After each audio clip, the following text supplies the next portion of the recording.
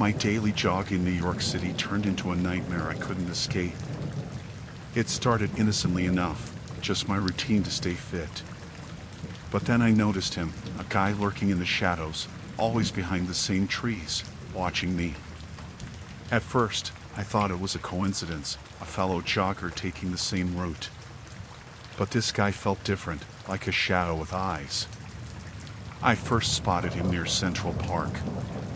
A tall figure, dressed in dark clothes, barely visible among the trees. I tried to shake off the uneasy feeling, convinced it was all in my head. Maybe I was just being paranoid in this bustling city. Days passed, and the feeling persisted. It wasn't just a one-time thing. He was there every day, always lurking behind those same damn trees. My heart raced every time I saw him, yet I convinced myself it was just a city dweller with a peculiar routine. One afternoon, curiosity got the better of me. I decided to confront him. I mean, it's a public place, right? What harm could it do? I mustered up some courage and approached the trees where he always hid. As I got closer, he stepped out, and my breath caught in my throat. He was tall, dark-haired, with a face that seemed familiar. Panic set in as I realized I'd seen him before, not in person, but on the news. He was a face associated with a recent string of attacks in the city. My heart pounded as I connected the dots. He stared at me, a sinister grin forming. It wasn't a coincidence. He'd been following me, watching my every move. Fear paralyzed me for a moment, but instinct kicked in. I turned and sprinted, weaving through the park, desperate to escape. He chased me, the pounding of his footsteps echoing in my ears. Panic and adrenaline fueled my run, but I knew I couldn't outrun him forever. The city that once felt familiar now seemed like a maze, each alley a potential dead end. My breaths were ragged, my legs heavy, and he was gaining ground. I darted into the crowded streets, hoping the swarm of people would be my shield. I flagged down a police officer, barely able to speak as I pointed out my pursuer. The officer confronted him, and I watched as they exchanged words. It felt like an eternity. But then, the officer let him go. My heart sank. He turned and grinned at me, disappearing into the crowd. I was left standing there, bewildered and terrified. How could this happen in broad daylight, in the heart of the city? Days turned into sleepless nights as I lived in fear. He knew my routine, my roots. No place felt safe. The city I once loved became my personal horror story. I changed my habits, my routes, but he always found me. It was a sick game, and I was the helpless pawn. I sought help from the police, but they couldn't do much without concrete evidence. I lived in constant fear, always looking over my shoulder. Every shadow, every stranger felt like a potential threat. My life became a series of heart-stopping moments, my nerves constantly frayed. One day, as I walked the crowded streets, I felt a tap on my shoulder. I turned, expecting the worst, only to see a detective. He'd been working on the case, tracking the guy who had tormented me. They finally had enough evidence to make an arrest. Relief washed over me, but the trauma lingered. The courtroom became a stage for my fears, as I faced the man who had turned my daily jog into a living nightmare. He stared at me, unrepentant, and I realized that my life would never be the same. In the end, he was convicted, but the scars remained.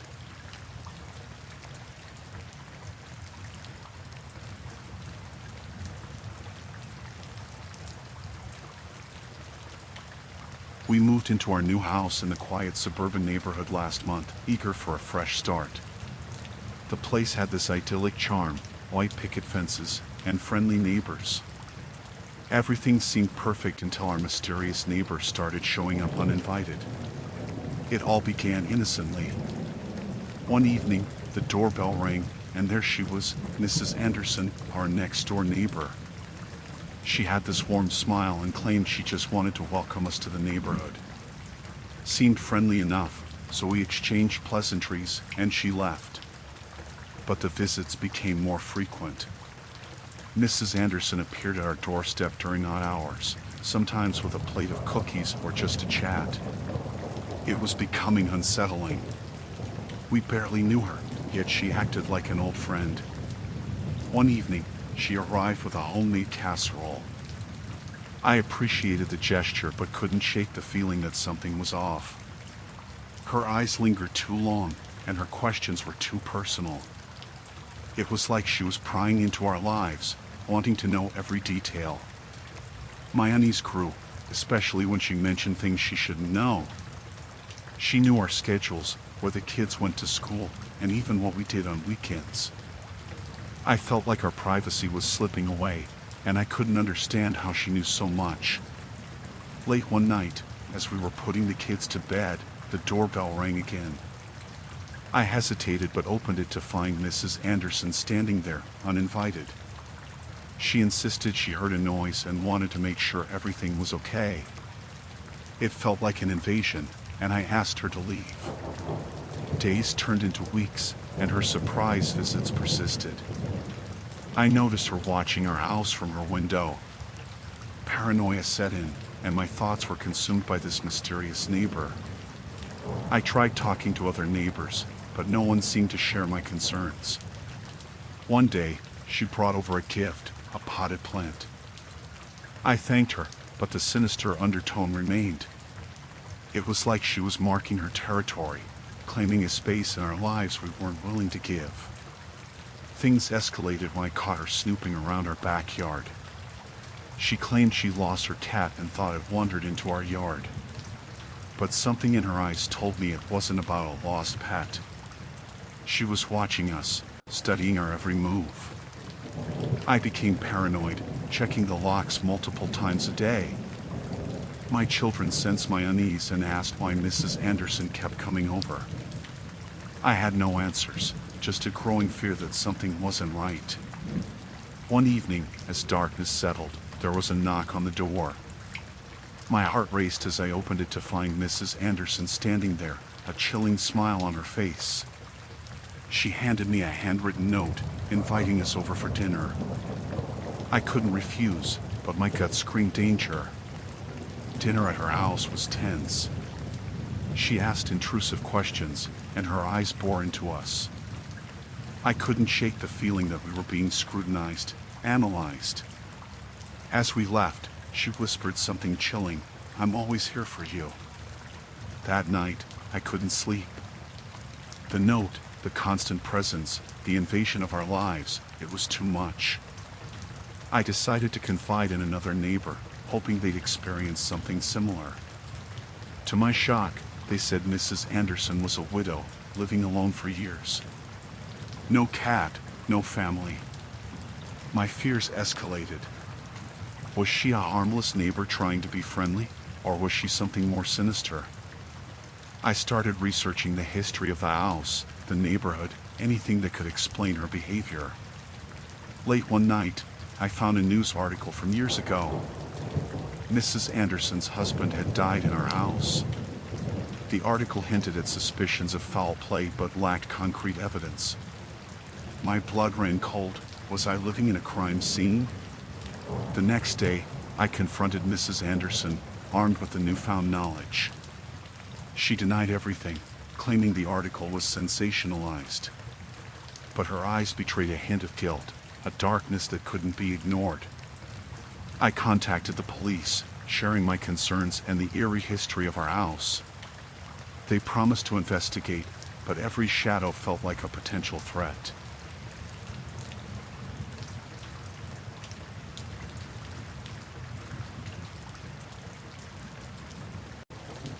I worked in this office for years, just another face in the sea of cubicles. Nothing ever stood out, just the usual office chatter and the hum of fluorescent lights. Until those notes started appearing on my desk. At first, I thought they were harmless. Anonymous little messages tucked among the papers, like cryptic love notes. But as I read, My stomach churned. These notes knew too much, details about my personal life, my daily routine, things only someone close could know. I kept glancing around the office, wondering who was watching me. The notes were like whispers in the shadows, revealing secrets I hadn't shared with anyone. The first one mentioned what I had for breakfast, and I laughed it off, thinking it was a strange coincidence. But the notes kept coming, each one delving deeper into my life. The messages became more unsettling, mentioning my evening walks, the names of my family members, and even the color of my bedroom walls. I felt exposed, like someone had torn down the walls of my privacy. I couldn't concentrate on work, constantly checking over my shoulder, paranoid eyes scanning the office. Days turned into weeks, and the notes continued. They found their way into my lunchbox, my coat pocket, even taped to the bottom of my coffee mug. My nerves were shot. Who could be doing this, and why? My colleagues seemed oblivious, engrossed in their own worlds. One day, the note hinted at a secret I'd never shared with anyone, a buried guilt from my past. Panic set in. How could someone know this? It was a ghost from my past, a skeleton I never intended to reveal. The note wasn't just a violation, it was a haunting manifestation of my deepest fears. I started isolating myself, avoiding eye contact with colleagues, suspecting everyone. The once familiar faces now seemed like strangers, potential spies in this twisted game. My work suffered, but I couldn't focus. The office, once a place of routine, had transformed into a maze of paranoia. I considered talking to HR but hesitated. What if they were involved? The notes hinted at a level of access that was impossible without an insider. My mind was a battleground, torn between confronting the source and protecting my own sanity. One day, after a particularly ominous note, I decided to confront the issue head-on. I stayed late, pretending to work, waiting for any sign of movement. The office, usually deserted after hours, felt like a haunted labyrinth. As the clock ticked, I heard footsteps. My heart raced as a figure emerged from the shadows, a colleague I had never suspected. His eyes were cold, devoid of any empathy. He held the latest note, a sinister grin on his face. He reveled in revealing my vulnerabilities, relishing my discomfort. The confrontation was tense, a battle of wills between the violated and the violator. His motives were unclear, a mix of resentment and a desire for control. I reported the incident to HR, and an internal investigation ensued. It turned out he harbored a grudge, a twisted need for power over his colleagues. The notes were his sick attempt at asserting dominance, a psychological game that left me scarred. In the aftermath, the atmosphere in the office remained tense. Colleagues exchanged wary glances, trust shattered by the actions of one.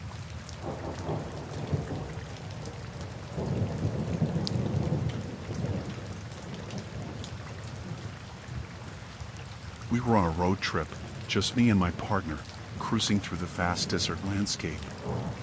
The sun was relentless, beating down on the car as we rumbled along the dusty highway. We saw him on the side of the road, a lone figure with a thumb in the air. A hitchhiker. He looked harmless enough, just a guy with a backpack, probably stranded in the desert heat. We decided to pull over, feeling a twinge of sympathy. As he climbed into the back seat, he flashed a grateful smile, his eyes hidden behind a mop of unruly hair. Small talk started, the usual traveler questions. Where are you headed? What's your story? He seemed friendly, telling us he was just trying to get to the next town.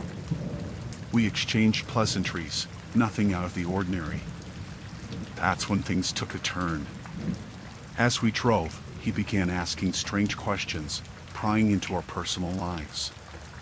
How long had we been together? Where were we staying tonight? His curiosity felt intrusive, like he was digging for something beneath the surface. We exchanged uneasy glances but brushed it off as quirky conversation. As the miles stretched on, he got quiet, staring out of the window as the landscape blurred by. That's when I noticed his hands, fidgeting nervously, like he was hiding something. My partner shot me a worried look, sensing the tension building in the confined space of the car. Then he dropped a bombshell, revealing he knew intimate details about our lives. Things we hadn't shared, secrets only we should know. Panic set in. How could he possibly know these things? The atmosphere turned thick with discomfort as the desert heat pressed against us. We decided to confront him, demanding an explanation. His demeanor shifted, a sly grin appearing on his face. He reveled in our discomfort, explaining that he had overheard our private conversations at a gas station earlier. The revelation felt like a violation, a breach of trust that left us on edge. As the sun dipped below the horizon, casting long shadows across the desert, we faced a dilemma. Do we kick him out in the middle of nowhere, or do we endure the unease until the next town? We opted for the latter, but the tension inside the car became palpable. His presence felt like a weight, an unwelcome passenger sharing our intimate space. He kept dropping hints about our personal lives, eerie details that sent shivers down our spines. We were caught in a psychological game, a battle of wits with a stranger who seemed to know us better than we knew ourselves. We reached the town, a small oasis in the vast desert, and pulled over. The hitchhiker thanked us with that same grateful smile, but his eyes told a different story. We watched him disappear into the night, wondering if we had just narrowly escaped something darker. The encounter left us rattled, the trust we had in the kindness of strangers shattered.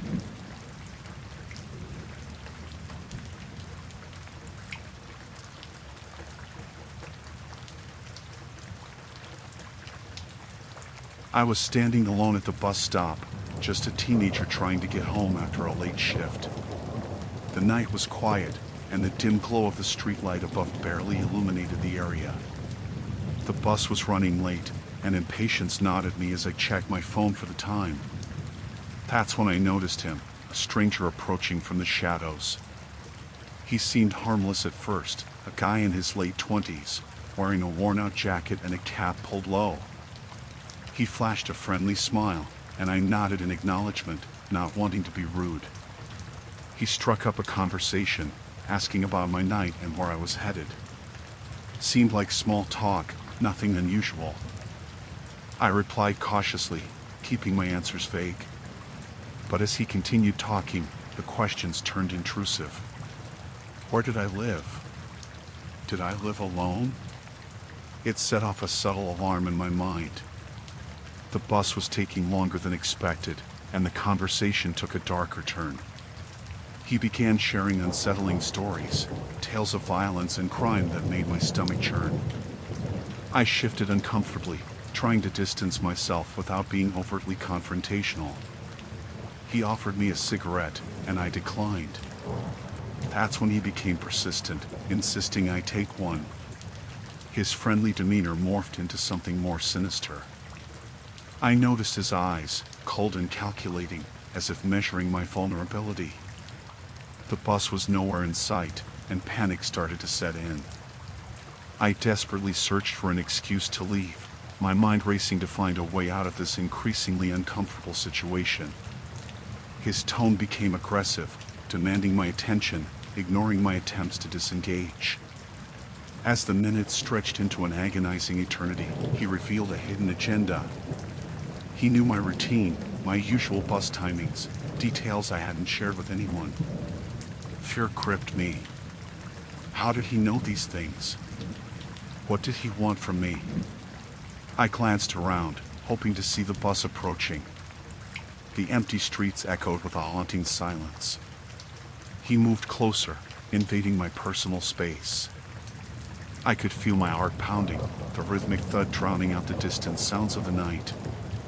He pulled out a knife, the glint of the blade catching the faint light. My breath caught in my throat. I was frozen, trapped in a nightmare.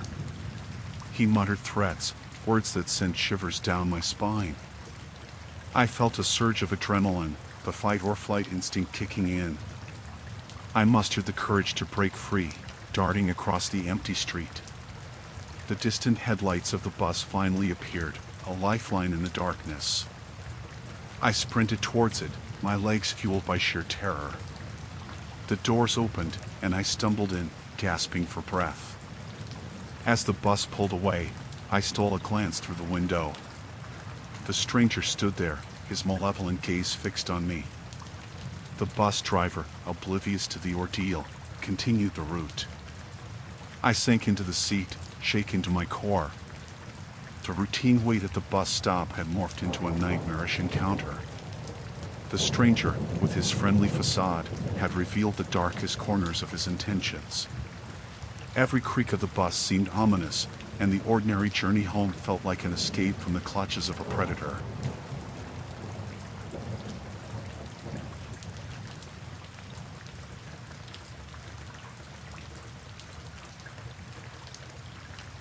It was one of those long, endless highways, surrounded by nothing but vast stretches of desert. The sun was setting, casting an eerie glow on the landscape. I hadn't seen a town for miles, so when the sign for a remote diner appeared, I pulled into the gravel parking lot, the dust settling around my tired car. The diner looked like something out of an old Western movie. A flickering neon sign buzzed above the entrance, barely illuminating the isolated establishment.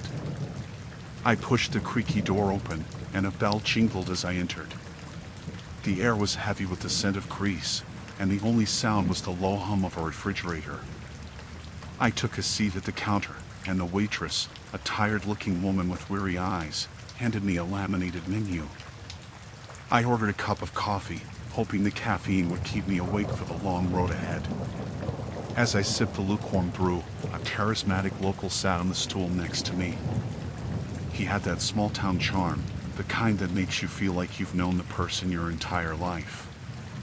He struck up a conversation, asking about my journey and where I was headed. His name was Jack, and his easygoing demeanor put me at ease. We shared stories about life on the road, the kind of talk you have with a stranger who might as well be a friend. But then, the atmosphere shifted.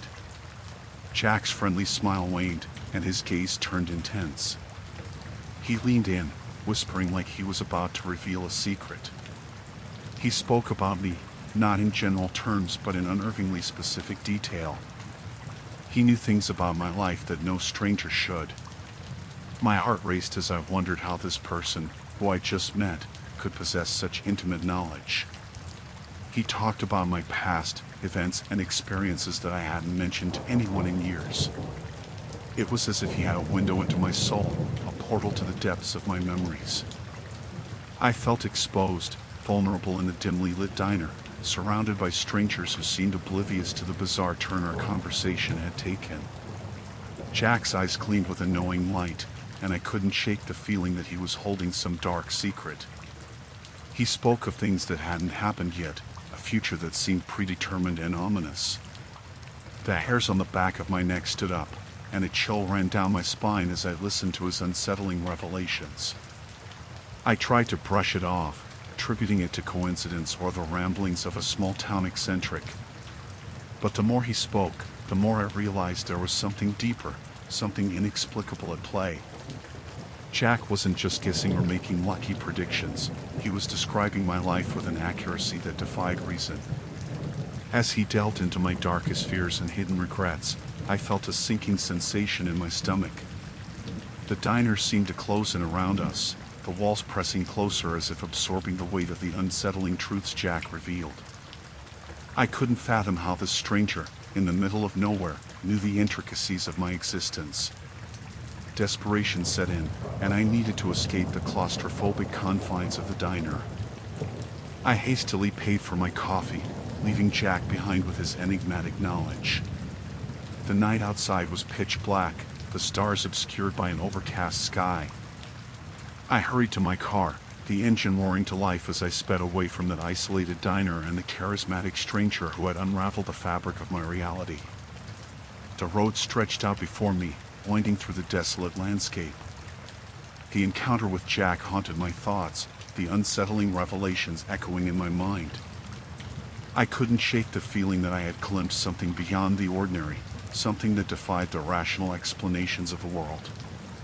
As I drove through the night, the headlights cutting through the darkness, I couldn't escape the sense that I had brushed against a realm where time and knowledge intertwined in ways I couldn't comprehend.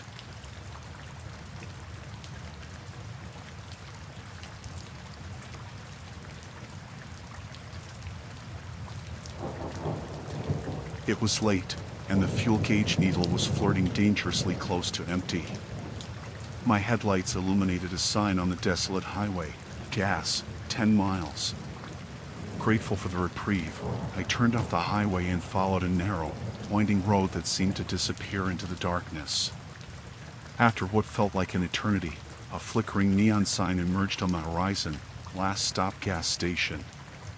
The place looked like it had seen better days, with a worn-out building and a solitary gas pump standing in front. I pulled in, the gravel crunching beneath my tires. The night air was thick with an unsettling silence. The only sound was the soft humming of the flickering fluorescent lights above the gas pump. I stepped out of the car, the creaking of the door echoing in the emptiness. The attendant emerged from the shadows, his features obscured by the dim glow of the fluorescent lights. He was an older man, hunched and weathered, with eyes that seemed to hold a lifetime of secrets. His gaze locked onto mine, and a shiver ran down my spine. His movements were slow, deliberate, as he reached for the pump without breaking eye contact. I handed him a few crumpled bills, my fingers brushing against his cold, gnarled hands. As he pumped the gas, an uncomfortable silence settled over us. The air felt thick with tension, and I couldn't shake the feeling that something was off. I glanced around, noticing the absence of any other customers or signs of life. The night seemed to press in from all sides, an oppressive darkness that swallowed the gas station whole. I thanked the attendant as he handed me the receipt, but his response was an unnerving silence. His eyes bore into mine, an intensity that made me uneasy. I mumbled a goodbye and headed back to my car, the gravel crunching beneath my shoes. As I turned the key in the ignition, the headlights revealed something that sent a chill down my spine. The attendant was standing just outside the pool of light, staring at me with an unblinking gaze. His lips curled into a sinister smile, and a feeling of dread washed over me. I pulled away from the gas station, the tires spinning on the gravel. Glancing in the rearview mirror, I saw the dim glow of the neon sign fading into the distance.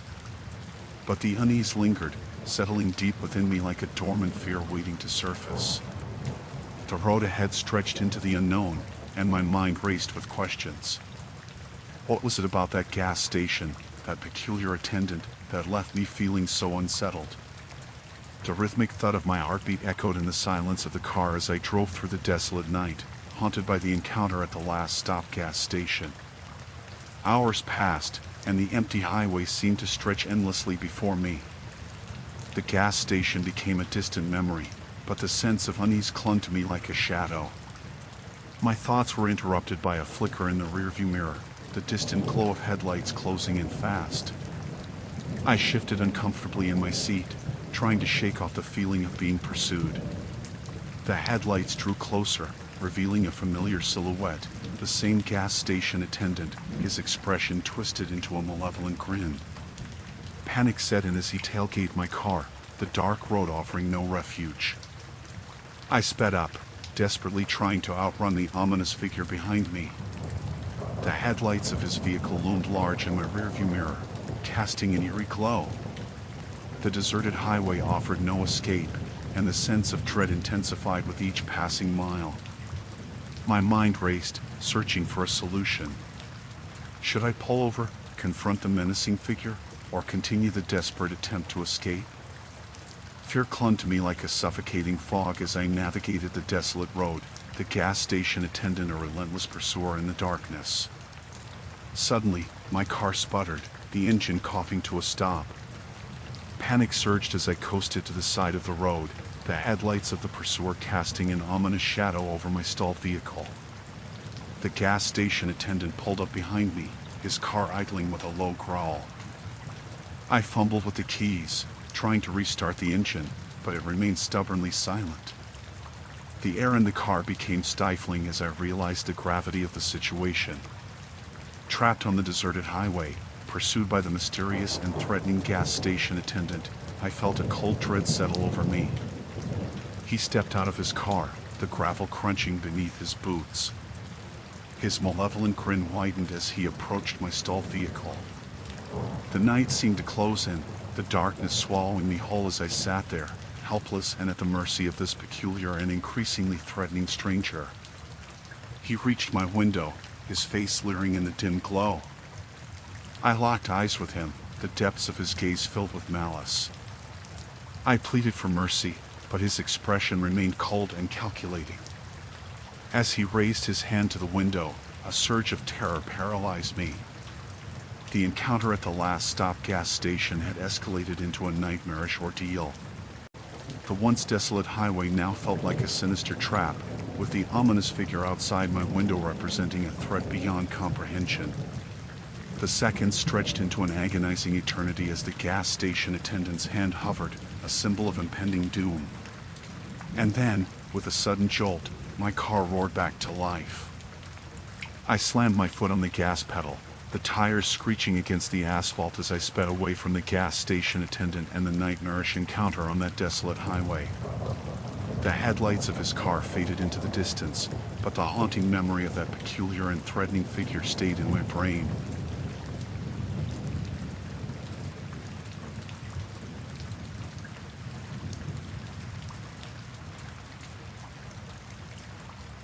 I was on this solo hiking trip in Yosemite, trying to connect with nature or whatever. The park was beautiful, all those tall trees and rocky paths. It was serene until I noticed this guy, kind of blending into the scenery. I thought maybe he's just another hiker, But he was always there, a few steps behind me. At first, I tried to shrug it off, thinking it was just a coincidence. But as I turned down different paths, he stayed on my tail. It was weird, like he was intentionally following me. I picked up my pace, tried to lose him among the trees, but he kept matching my speed. The unease settled in when I sat down for a break, and there he was, not too far away. His eyes, man, they were just glued on me. I felt this chill crawling up my spine, like I was being watched by a predator. I tried asking if he needed something, but he just stared. I decided to change my route, thinking maybe I was overthinking it. But every turn, every twist in the trail, he was there. It felt like a nightmare, being trapped with this silent guy always shadowing me. The sun started to dip below the trees, casting long shadows across the path. Panic crept in, and I quickened my pace. I thought about asking for help from other hikers, but he never got too close. Always keeping this distance, this unnerving proximity. When darkness swallowed the forest, I knew I had to get out. I picked up my pace, practically running down those trails. I stumbled a few times, but fear fueled my legs. The rustle of leaves behind me felt like a constant reminder that he was there, lurking in the shadows. I reached the main trailhead, thinking I'd be safe, but he was still there, a dark silhouette against the moonlit trees. Desperation set in. I approached a group of hikers, explained what was happening. They looked concerned but saw no one behind me. I hesitated to point him out, fearing he'd retaliate. Maybe it was all in my head, right? But when I turned back, he was gone. The relief was short-lived. Now I was paranoid, glancing over my shoulder every few seconds, expecting him to reappear. I found a ranger station, told them everything.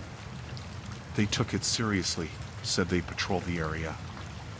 I felt a bit safer, But when I got back to my campsite, he was standing there, on the edge of the clearing, staring. I couldn't sleep that night. Every rustle, every twig snapping, I thought it was him closing in. I packed up at first light, got out of there. The ranger assured me they'd investigate, but I didn't stick around to see the outcome. I don't know who that guy was or what he wanted, but Yosemite, that place of beauty, became a landscape of nightmares for me.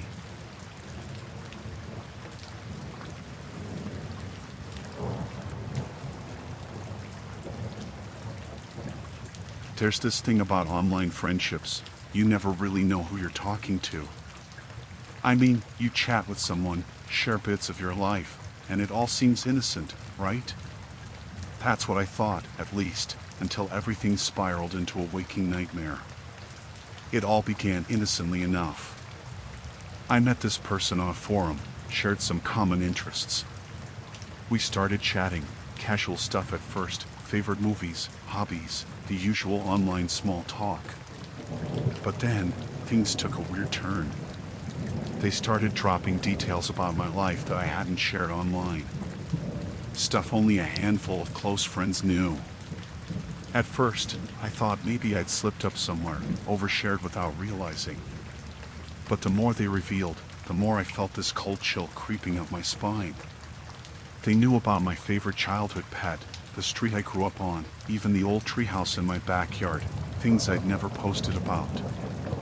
I began questioning friends, family, anyone who might have let these details slip. No one knew anything. The online friend, though, they seemed to revel in this unsettling knowledge, taunting me with details only someone close would know. Then, one day, they sent me a picture. A picture of me, from inside my house, doing something as mundane as making dinner. Panic surged through me as I scanned the photo, realizing it was taken from a vantage point only someone inside my home could have. The boundaries between the virtual and real worlds blurred into a twisted reality. I felt like a puppet, strings pulled by this unseen, malevolent force. The messages became more explicit, detailed accounts of my daily life, plans, routines, as if they were constantly watching. I barricaded doors, double-checked locks, but the fear persisted. Every creak, every shadow, felt like their presence lurking in the corners. My sanctuary had become a prison, the walls closing in as I grappled with the unnerving knowledge that someone, somewhere, held an intimate understanding of my life. It wasn't just about my past, they started predicting my future, where I'd be, who I'd meet. The line between coincidence and orchestrated events blurred. I began questioning my own sanity, wondering if I was trapped in some sick game, a pawn in a psychological thriller. One day, I received a message that shattered the fragile illusion of control I clung to. It was a threat, chilling in its specificity. A warning about an event that would occur at a certain time and place, an event only known to me and a select few. The dread settled in, a heavy weight on my chest. The appointed day arrived, and as the clock ticked down, I felt like a character in a horror movie, helpless against an unseen antagonist. When the predicted event unfolded exactly as described, my world collapsed. It was beyond coincidence. It was a calculated invasion of my life, orchestrated by someone who had seamlessly woven themselves into my reality. In a desperate attempt to regain control, I severed all online connections, disappeared from social media, changed numbers, even moved to a different city. But the fear lingered, a constant shadow haunting my every step. The online friend, or whatever they were, had become an unseen specter, a digital stalker manipulating the fabric of my existence.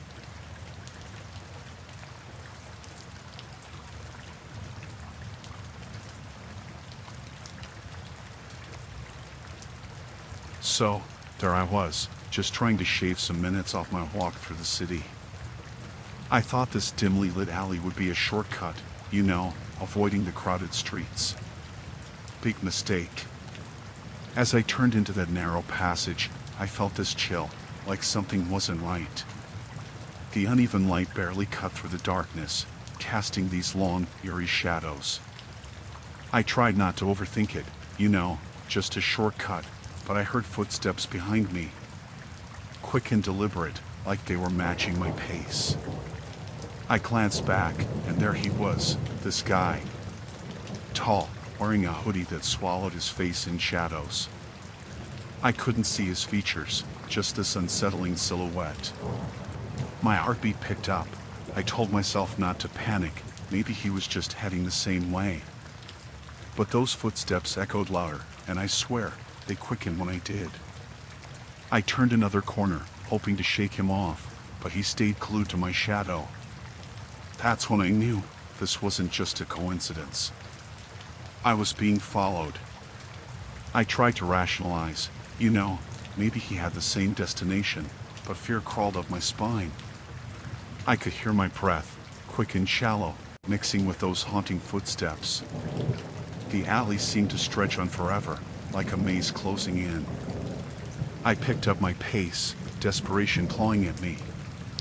Every turn I took, he matched, never saying a word. The silence felt heavy, suffocating. I felt this urge to scream, but my voice betrayed me. I was alone, trapped in this ominous alley with this stranger tailing me. I could see the exit, the faint glow of the streetlights at the end. My heart raced, fingers fumbling for my phone. I needed help, someone to know I wasn't alone. My hand shook as I dialed, my eyes never leaving that dark figure closing in. Hello?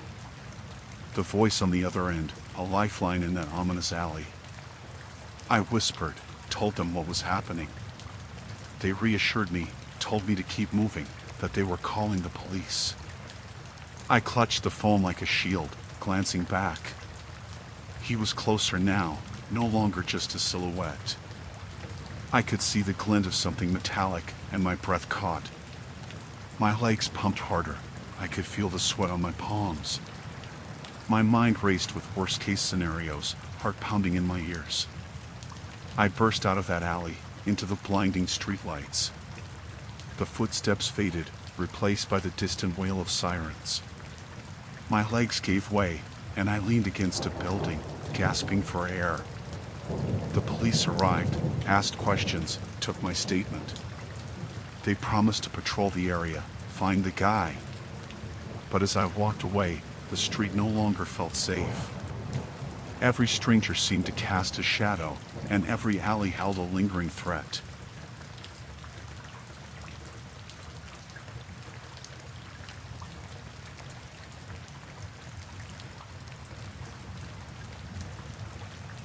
I went to the mall, like any other day.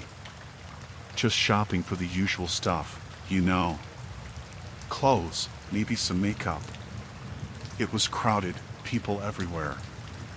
Noise, chatter, the usual mall vibe. But something felt off. I couldn't put my finger on it. In the first store, I saw this person browsing through clothes. Nothing weird, just a regular shopper. I didn't think much of it. Picked up a shirt, tried it on, and moved on. But then, in the next store, there they were again. Same person. I thought it was just a coincidence, people shop at multiple places. As I strolled through different sections, I kept seeing this face. It wasn't like they were following me, just happened to be in the same stores. I tried to shake it off, thought it was just my imagination playing tricks. But it kept happening. I started getting paranoid, looking over my shoulder, expecting to see them again. In the makeup section, there they were, pretending to check out the latest lipsticks. It was unnerving, like a puzzle I couldn't solve. I started moving faster, weaving through aisles, trying to lose them. But they kept showing up, like a silent shadow in every store. By the time I reached the food court, I was panicking. I couldn't enjoy a meal because every time I glanced around, I spotted them at another table. It felt deliberate, like they were playing a game, messing with my head. I couldn't concentrate, just kept checking, wondering if I was going crazy. I decided to confront them, get this over with. I approached, my heart pounding. "Are you following me?" I asked, probably sounding more scared than angry. They looked surprised, denied it, said they were just shopping. but I wasn't buying it. How could they be in every store I entered? I left the mall, feeling eyes on my back. The paranoia stuck even in the parking lot. I checked my surroundings, half expecting them to appear again. I sped home, locked the doors, and peeked through the curtains. Maybe it was just a weird coincidence, but it didn't feel like it.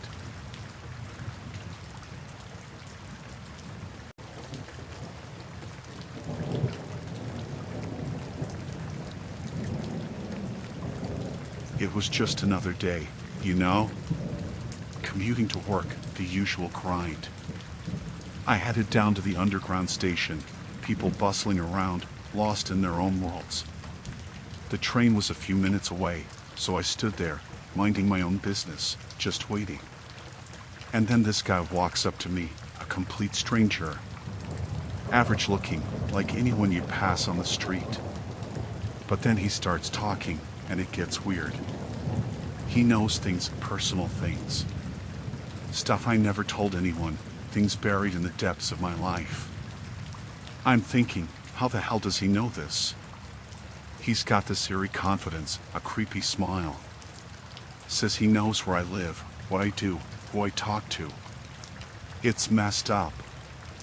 I'm freaking out, but there are people all around, and nobody seems to notice. It's like this twisted secret between me and this stranger. He leans in, whispers stuff only I should know. My childhood, my fears, my secrets. I'm panicking, wondering if I'm being watched or followed. Did I accidentally reveal too much online? But this isn't just internet info, it's personal, deep stuff.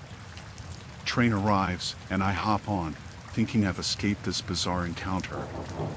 But no, he's right there, in the same damn car. I move away, try to blend in with the crowd, but he follows. Like a shadow, he's always close, never saying anything threatening, just creepy details about my life. I get off at my stop, practically running to work. Paranoia sets in. Is he still around? Watching. I can't focus, keep looking over my shoulder. Days go by, and he's there, always at a distance, a silent observer. One day, he hands me a photo, a picture of my own living room. I'm frozen, heart pounding. He says, "Nice place you got there." How the hell did he get that photo? Break into my home? Suddenly, the mundane routine becomes a living nightmare. I try to confront him, demand answers, but he slips away. The encounters persist, becoming a twisted game. It's like he's playing with my life, revealing things he shouldn't know. The paranoia takes over, and I start questioning everything. I change my route, my routine, but he's always there, showing up unexpectedly. The line between reality and nightmare blurs. I feel trapped, like prey being toyed with. I contemplate telling someone, but who'd believe this surreal horror story? Finally, I decide to face him. I demand answers, and he smirks, saying, "I know you better than you know yourself." It's chilling, like a psychological horror movie. I try to shake him off, but he persists, always lurking in the background. One day, he hands me a file, my entire life documented, every detail, every secret. I'm horrified. How did he compile this? It's impossible. He whispers, "I told you, I know everything." The mundane commute turns into a descent into madness. I consider involving the authorities, but fear grips me. What if they can't protect me? What if they don't believe me? I'm trapped in a nightmare with this stranger who knows the darkest corners of my existence. The encounters continue, a relentless psychological torment. I don't know how to escape this waking nightmare.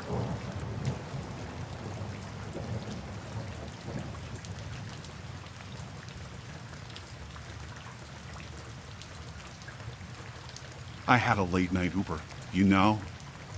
Just one of those rides when you're tired, want to get home, and forget the day. I hop in the back seat, tell the driver my address. Everything's normal at first. We chat a bit, the usual small talk. But then, I start noticing things. Little things. Like, he's not taking the usual route. I don't say anything at first, thinking maybe there's traffic or construction. As we drive further, I realize we're in this unfamiliar area. Streets are dimly lit, not a soul around. I glance at my phone, double-checking the route. It's definitely not the way home. I ask the driver about it, trying to keep it casual, you know? But he just mumbles something about a shortcut, a faster way. My gut's doing this weird twisty thing. I'm not liking this at all. It's like that feeling when you know something's off but can't put your finger on it. The tension in the car is palpable. I try to peer at his face through the rearview mirror, but it's dark and his expression is just shadows. I ask him to stick to the usual route, saying I'm more familiar with it. He nods but keeps going the same way. My heart's doing this rapid thud-thud. I shoot a quick text to a friend, letting them know what's happening, just in case. You can't be too careful, right? I try to keep talking, asking about his night or something, but he's vague, evasive. The streetlights are getting scarce, and I'm gripping my phone like a lifeline. I contemplate asking him to stop, but what if he refuses? What if he's not just a lost driver? We're in this desolate area now, no buildings, no people, just darkness. My mind races, imagining all sorts of scenarios. I notice a gas station up ahead. I insist he pulls in for a moment. I need a breather. He complies, reluctantly. I debate making a run for it, but the desolation outside scares me more than the tension inside the car. I decide to call another friend, put them on speaker. I figure if someone else knows, it might deter any weird stuff. The driver's eyes dart to the phone, and he starts getting visibly agitated. I'm praying we get back on track.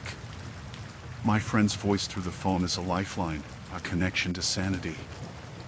I tell the driver I've changed my mind. I need to go back, and he finally takes a turn towards a more familiar route. Relief washes over me, but the tension lingers. We finally reach my place, and I practically jump out, throwing money at him, not even waiting for change. I rush inside, lock the doors, and peek through the blinds to make sure he's gone. I don't know what that was about, but it felt wrong, unsettling. I report the incident to Uber, just in case. You never think these things will happen to you, but then they do, and it shakes you up.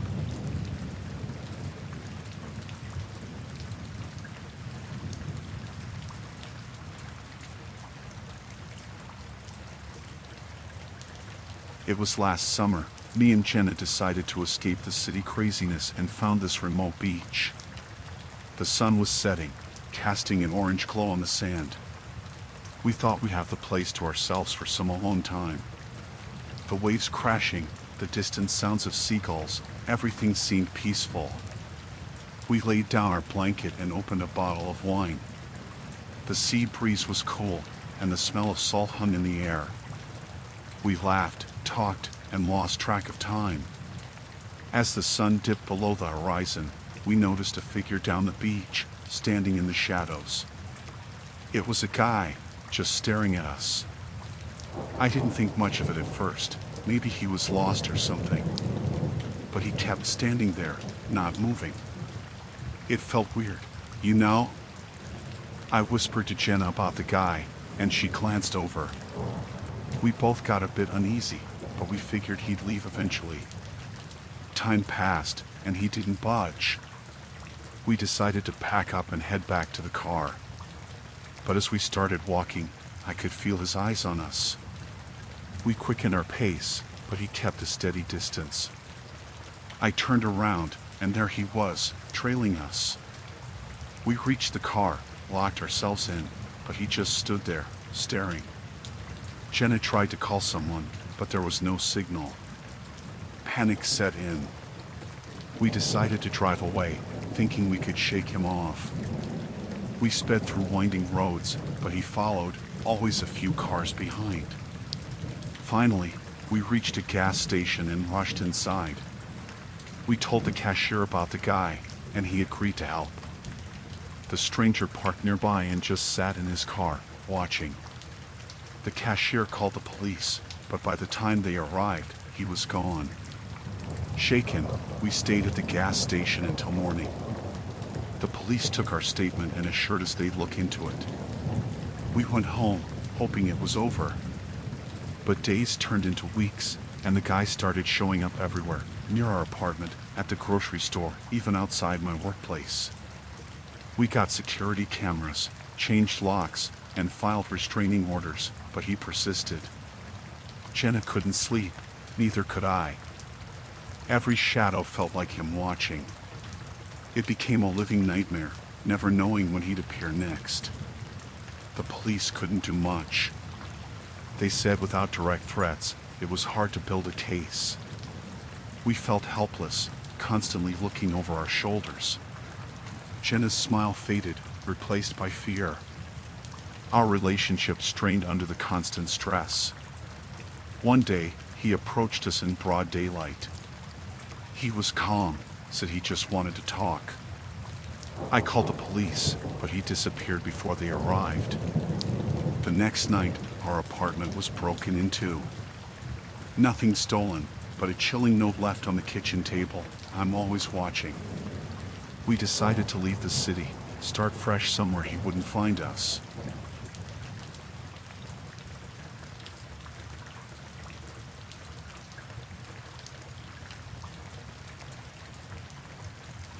I was on a solo trip, exploring a new city. Checked into a random hotel, nothing fancy. Decided to grab a drink at the bar. It was dimly lit, a few people scattered around. I took a seat, ordered a beer. That's when he appeared, this guy, all charm and smiles. Struck up a conversation like we were all pals. He introduced himself as Alex. Told me he was in town for business, seemed friendly enough. We talked about random stuff, the weather, sports, usual small talk. But there was something off about him, a glint in his eyes that made me uneasy. I tried to shrug it off, blamed it on being tired. As the night went on, Alex kept steering the conversation into darker territories. Asked about my fears, secrets, things I wouldn't share with a stranger. I started feeling uncomfortable, like he was probing for something, trying to dig deep. But he was smooth, kept the facade of friendliness. When I decided to call it a night and head to my room, he insisted on joining. Said he was staying at the same hotel. What were the odds, right? Reluctantly, I agreed. We walked down the hallway, the silence thick. I could sense something wasn't right, but I couldn't put my finger on it. As we reached my door, Alex leaned in, whispered something about a special club he knew of, an exclusive party. Sounded like a trap, but curiosity got the better of me. Against my better judgment, I followed him to a dimly lit room on a lower floor. The air felt heavy with tension.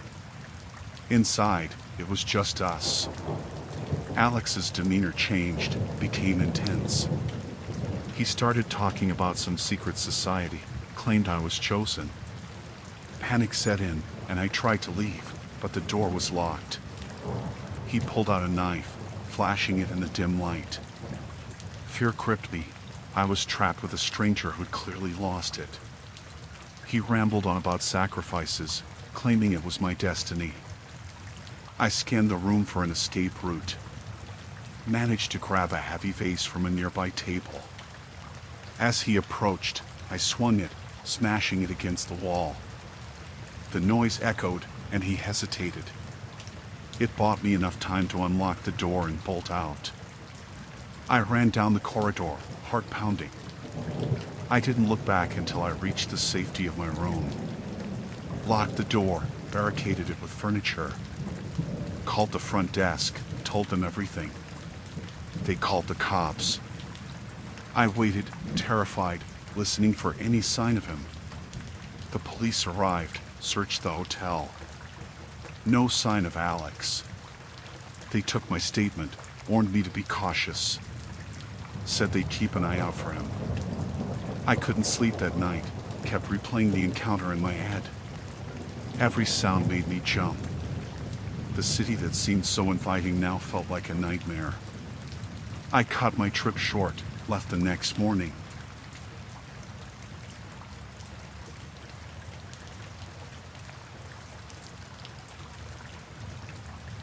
I was just a college student, you know? Just trying to survive lectures, assignments, the whole drill. Got myself a roommate, seemed normal at first. We shared a room, talked about classes, typical stuff. But things started getting weird. I'd catch him staring at me, just this intense gaze. Creeped me out. Thought maybe he was just socially awkward or something. Then, I started noticing strange sounds at night, like whispers or rustling. Roommate said he was on the phone, but who talks in hushed tones for hours? One day, I find this locked box under his bed. Dude's secretive, and it piques my curiosity. What's he hiding? I start paying more attention, trying to piece things together. He's always getting mysterious packages, and the air in our room gets tense when he opens them. One night, I'm up late studying, and I hear him on the phone again. This time, he's arguing. I catch phrases like "it's not safe" and "you're putting us at risk." My heart's pounding, wondering who's on the other end and what risk they're talking about. I decide to snoop a bit, you know? Just to ease my paranoia. When he's out, I check that locked box. It's filled with documents, passports, cash, and a burner phone. Red flags waving everywhere. Who needs all that shady stuff? I confront him about it, and he brushes it off, says it's a misunderstanding. But then, I notice he's following me, like everywhere. It's like I can't escape his gaze.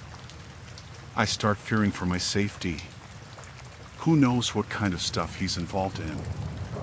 One day, I overhear him talking about some operation, using words like extraction and elimination.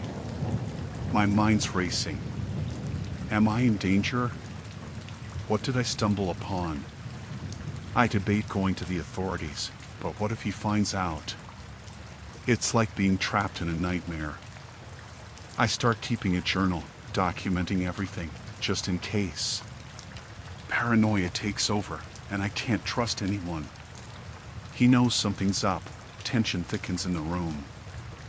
I dread being alone with him. One evening, he leaves in a hurry, forgetting his phone. I seize the chance, dig through his messages. Cryptic conversations, coded language. It's like he's in some covert operation. I feel like I'm living in a spy movie, but it's my life, you know? I reach out to a friend, spill everything. We decide to approach campus security, and they involve the police. It's terrifying, wondering if he'll retaliate. The investigation unfolds, and turns out he's part of some underground network. Human trafficking, illegal dealings, the whole dark underworld. They arrest him, and I'm left with this lingering fear. What if there are repercussions? What if his network comes after me? The normal college life I envisioned shattered by the reality of living with a stranger who was part of something sinister.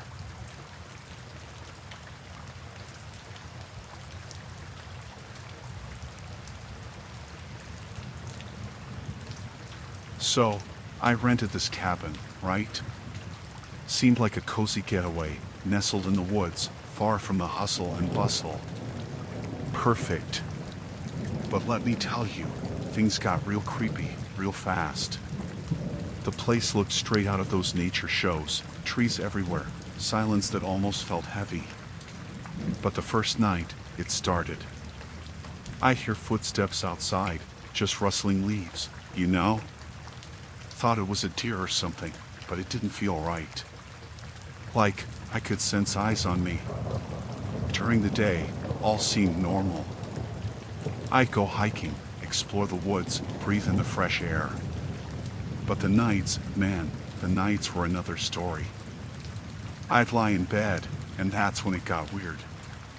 Shadows moving outside the window, like someone pacing back and forth. I peeked out, but there was nothing. Just darkness. Every now and then, I'd spot a flicker of light, like a distant flashlight. But the nearest neighbor was supposed to be miles away. It played tricks on my mind, you know? Like someone was messing with me. I'd convinced myself it was just my imagination, but deep down, the feeling of being watched lingered. One day, I noticed a camera near the entrance. Odd, right? I mean, it wasn't in the listing pics. Checked with the Airbnb host, they claimed it was for security. Security? In the middle of nowhere? Red flags started popping up, but I brushed it off. The camera's blinking red light became a constant reminder. I'd wave at it, half jokingly, but it felt like there was someone on the other end, watching my every move. It messed with my head, like I was part of some twisted reality show. Then things got personal. I found a note on the doorstep, handwritten, chilling. Enjoying your hike, it said. Goosebumps crawled up my skin. Who knew I went hiking? Someone close. Someone who knew my routine. But I was alone, or at least I thought I was.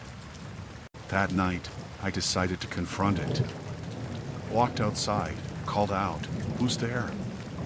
No answer, just the night's sounds. But as I turned to go back in, I swear, I heard a whisper, my own name carried by the wind. My heart raced, paranoia gnawing at me. I thought about leaving, but where could I go? It felt like the whole forest was watching. The paranoia consumed me. Every sound, every shadow held a threat.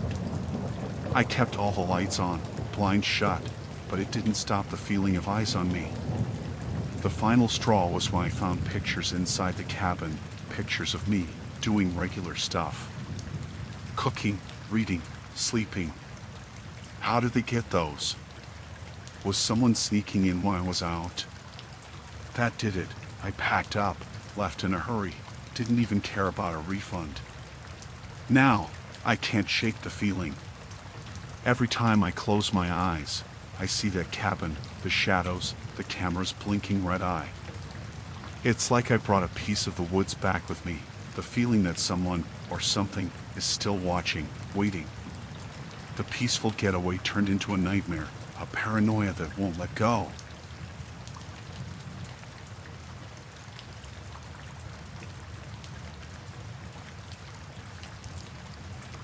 So, there I was, just another passenger on this red-eye flight, you know? Thought it would be a routine journey, some napping, maybe a bit of in-flight entertainment. But let me tell you, this one turned into a whole different story. So, we're cruising along, and I spot this guy across the aisle. Average looking, nothing too weird at first. But as the hours ticked by, things took a turn for the bizarre. He kept fidgeting, constantly checking his watch like he was running out of time or something. I figured, maybe he's just nervous about flying. Happens to the best of us. But no, this was beyond normal jitters. He'd glance around, eyeballing everyone like he was sizing us up. Creepy, you know? Like, why is this dude scrutinizing his fellow passengers? Then came the weird muttering, barely audible, but it was there. I strained my ears, trying to catch what he was saying. Sounded like some gibberish, mixed with heavy breathing. Gave me the chills, I swear. Passengers nearby started shooting concerned looks at each other, like, you hearing this too? But it didn't stop there. Oh no! He pulled out a notebook, started scribbling furiously.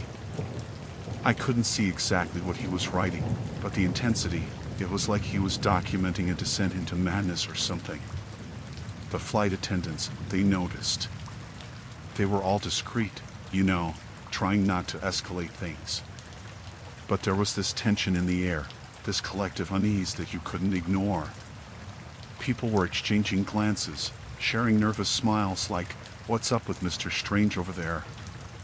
As we hit some turbulence, the guy got even weirder. He gripped the armrests like his life depended on it, muttering even faster. At one point, he shot up, started pacing up and down the aisle. Flight attendants had to intervene, ask him to take his seat. But it wasn't your usual "please return to your seat" sir scenario. It was more urgent, more tense. And then, out of nowhere, he started talking to himself, loud enough for everyone to hear. Something about shadows and time running out. It made my skin crawl. Passengers exchanged glances, fear etched on their faces. I shot a look at the flight attendants, but they wore expressions of concern too. Nobody knew what to make of this guy. As we descended for landing, he clutched the armrests again, his face a mask of terror. The whole cabin was on edge. You could feel it, this collective anxiety, like we were all trapped in some Hitchcockian nightmare at 30,000 feet. Finally, when we touched down, he bolted out of his seat like his life depended on it. People watched, still frozen in that "what just happened" moment. Flight attendants rushed to catch up, whispered conversations with the pilot. The whole thing was a mess. Once we disembarked, I never saw that guy again. Probably a good thing, But that flight, man, it was like being stuck in a horror movie at 35,000 feet. And to this day, I can't shake the memory of that unsettling traveler, his bizarre behavior turning a routine red-eye into a claustrophobic nightmare.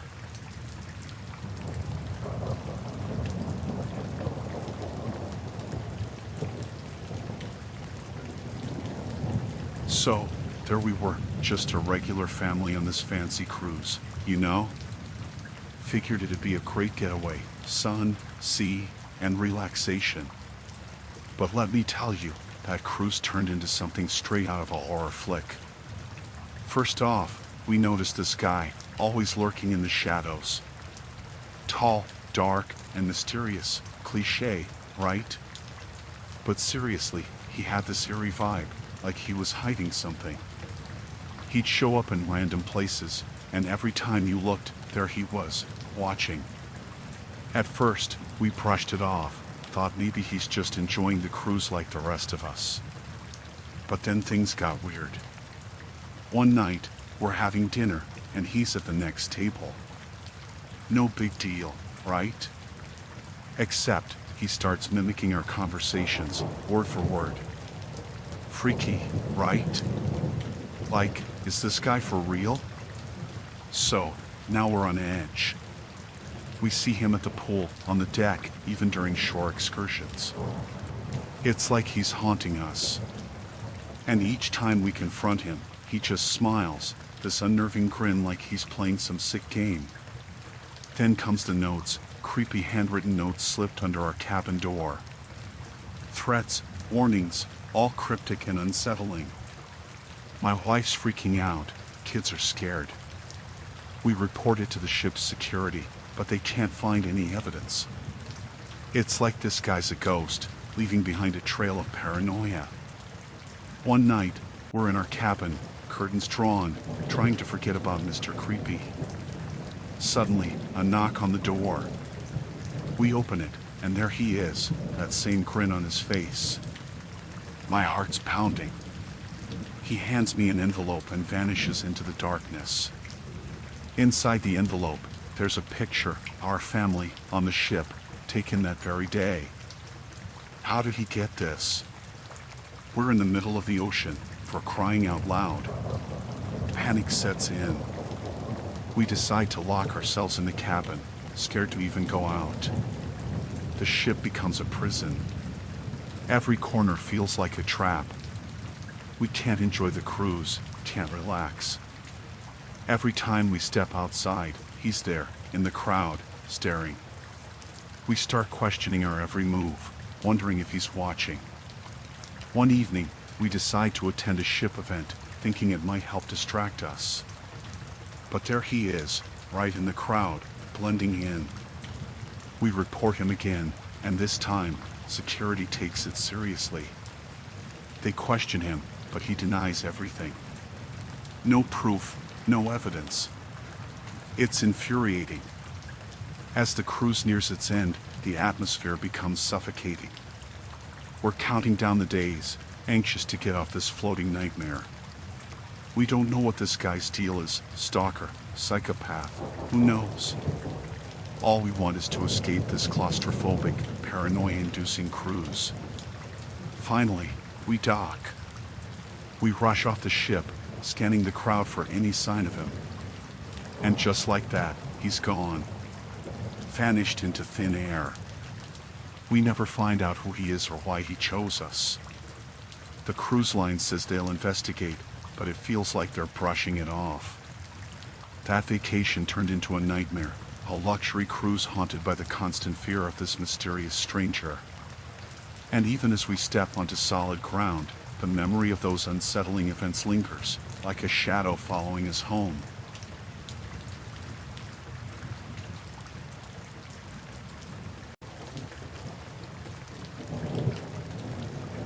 So, there I am, just minding my own business at the farmer's market, you know? It's all lively, people hustling and bustling, fresh veggies, the whole deal. I'm checking out some tomatoes, trying to decide which ones to grab, when I get this feeling. You know, that prickly sensation on the back of your neck. Like someone's watching you. I shake it off, thinking maybe I'm just being paranoid, but as I move through the market, I notice this guy. Middle-aged, nondescript, blending into the crowd, but he's always there, lurking in the background. At first, I think it's just a coincidence, you know, people shopping, doing their thing. But this guy, he's not shopping. He's watching me. I change my route, weave through the stalls, but he keeps pace. Now, I'm getting uncomfortable. Why is this guy tailing me at a farmer's market of all places? I pick up my pace, duck into a crowded area, thinking I'll lose him. But nope, he's right behind me, eyes locked on me like I'm the main act in his personal show. So, I decide to confront him. I turn around, ask him flat out if he's following me. He denies it, says he's just shopping. Shopping? This guy doesn't have a single bag in his hands. I call him out on it, but he just shrugs and walks away, disappearing into the crowd. Now, I'm on edge. I try to shake it off, keep shopping, but everywhere I go, he's there. A distant figure, always watching. It's like a game. I start weaving through the market, taking unpredictable turns, but he's always a few steps behind. I approach the market security, tell them what's going on. They say they'll keep an eye out, but there's not much they can do. Great, right? I'm stuck in this market with a silent watcher, and security can't do squat. As I move towards the fruit section, he gets bolder. He starts getting closer, not hiding anymore. I can feel his eyes burning into my back. I try to lose myself in the crowd, blend in, but he's relentless. I'm clutching my shopping bag like a lifeline. I decide to leave, hoping he won't follow me out of the market. But as I head towards the exit, there he is. Staring. I can't shake this feeling of dread, like something's about to snap. I pick up my pace, practically running now, weaving through the market stalls, desperate to get away. I glance back, and he's right there, mirroring my every move. Panic sets in. What does this guy want? Is he dangerous? I spot a security guard, approach him, tell him what's happening. He radios for assistance, But as we turn back to look, the guy vanishes into the crowd. Now I'm paranoid. I can't enjoy my shopping. Every corner I turn, I expect to see him again.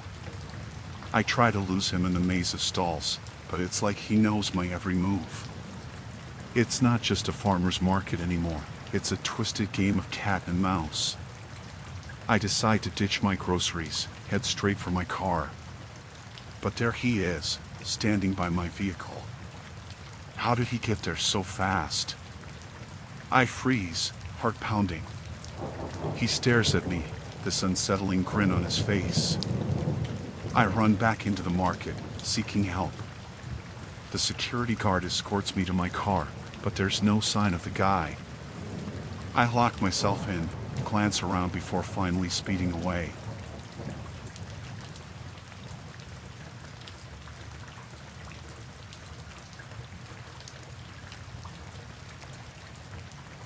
I live in this quiet suburban neighborhood, you know? Nice houses, green lawns, the whole package. So, one evening, I'm out walking my dog, enjoying the fresh air. Everything's normal, kids playing, neighbors gardening. Just the way it should be. But then, I start noticing this guy.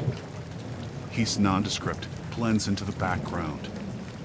At first, I don't think much of it. Maybe he's a neighbor I haven't met yet, you know? But day after day, I see him. Always a few steps behind, like a shadow. I'm thinking, okay, coincidence, maybe. But he's there every time I step out. So, I start changing my routine. Different times, different routes.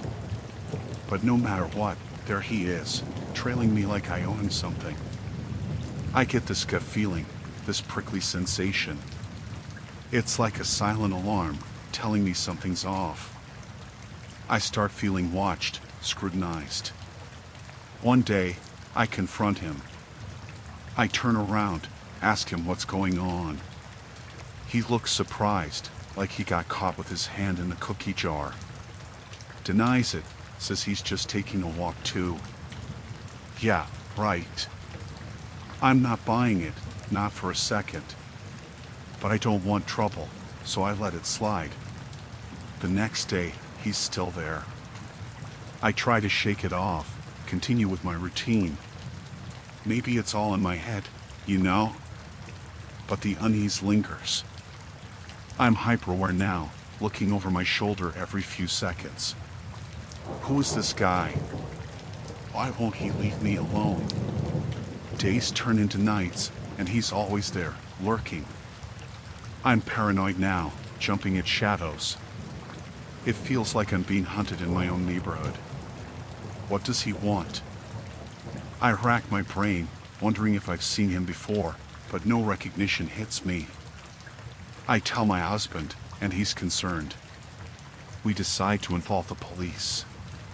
They listen, take a report, but without any real threat, there's not much they can do. I'm on my own, living in this constant state of fear. Every rustle of leaves, every distant footstep, sets me on edge. One night, I catch a glimpse of him near my backyard. I'm done. I can't take it anymore. I don't feel safe in my own home. I decide to stay at a friend's place, hoping he'll lose interest. But he follows. Everywhere. It's like I can't escape this nightmare.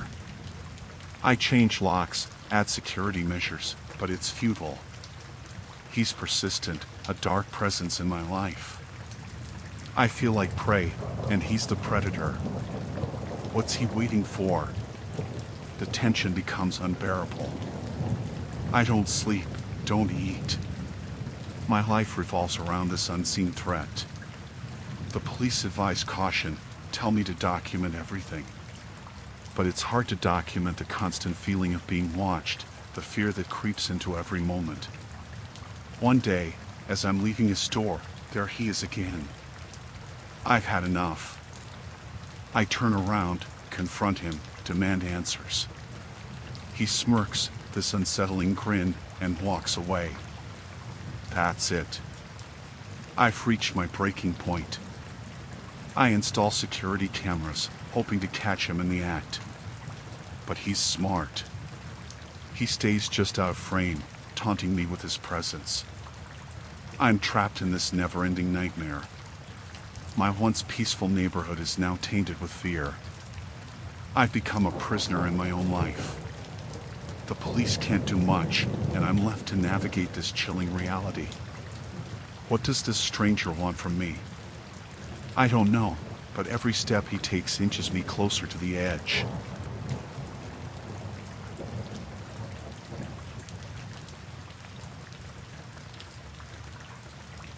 So, this happened last year when my husband was away on a business trip. I was home alone, just watching TV, trying to chill. The doorbell rang, and I thought, who the heck could that be at this hour? It was already dark outside. I opened the door, and there was this guy standing there, dressed like a salesman or something. He had a briefcase and a big, fake smile plastered on his face. Said he was selling some cleaning products. I wasn't interested, told him politely, no thanks, not today. But he didn't leave. He kept pushing, saying his products were special, the best in the market. I was getting creeped out, you know? Like, why wouldn't he just go away? I told him again, more firmly this time, that I wasn't interested. He started getting really insistent, like he needed to come in and show me the products. I told him no again and tried to close the door, but he put his foot in the way. That's when I felt a shiver down my spine. I didn't like the way he was looking at me, this intense stare like he was sizing me up. I mustered up some courage and told him to leave, that I was going to call the cops if he didn't. He backed off finally, but as he walked away, he said something that made my blood run cold. He mentioned details about me, things he should know. Like, how did he even know my name?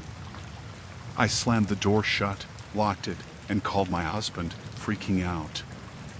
Told him about the creepy salesman and what he said. My husband told me to call the police immediately, so I did. They said they'd send someone over, but that it might take a while. I sat there, waiting in the dark, feeling vulnerable. Then, I heard tapping on the window. It was that guy, the salesman, smiling this weird, unsettling grin. I screamed, and he just stood there, staring. I hung up on the police, thinking they wouldn't make it in time. I ran to the kitchen, grabbed a knife. I didn't know if this guy was dangerous or what, but I wasn't taking any chances. I could hear him trying to open the front door, rattling the handle. I was scared out of my mind, thinking this could turn real bad real fast. Suddenly, the sound stopped. I peeked through the curtains, and he was gone. The police showed up not long after, took my statement, but they couldn't find the guy.